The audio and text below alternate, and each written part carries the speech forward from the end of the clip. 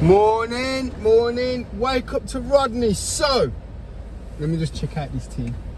Bit skinny. Anyway, right. So the budget came out yesterday, and again, wake up to Rodney. Joking, absolute joking. So, let me just make this clear. There's only one bit I want to focus on, and that bit is that the raising of the two-child benefit. Now, let me tell you why that's a joke. And before you start saying, I don't care, I do care. And as a child who grew up with very little, yeah, I can explain. But I saw my mum work really hard, work full-time. I was from babysitter to babysitter. Before school club, after school club. I used to go to Birmingham Settlement, which is the cheapest childcare you can get in the world, probably. Yeah, Birmingham Settlement is where I went to. Is where I went. So if anyone knows about Birmingham Settlement, they can tell you, jeez, it was different level. So anyway, and that's where I get this fight or flight, or fight response from, because in there you had to fight for everything. If you was playing with a toy, you had to fight to hold on to the bloody toy. I don't know. Anyway, so I went to Birmingham Settlement. I also went to school in inner city Birmingham. So I know what it's like to have nothing. Yeah. I know exactly what it's like to have nothing. So I do feel it's never a child's fault why the parents don't have money. It's never the child's fault.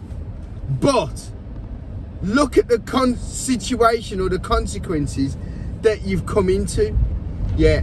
So now we've raised the two-child gap, barrier. I don't know, whatever you want to call it. Yeah. Now, all that's meant is irresponsible people can now be more irresponsible. And I can say this because I had the upbringing I had. I've got 3 daughters. My daughter can come on here and say my daughter could say she had everything. She still has everything. They all have everything. There's nothing that my daughters don't have. Nothing. So this is what I'm trying to say, is that responsible people do responsible things. I've got 3 daughters. My daughters have been around the world. They've got everything. They go to great schools, blah, blah, blah. Yeah. Because I can afford it. We can afford it. Me and the mum can afford it.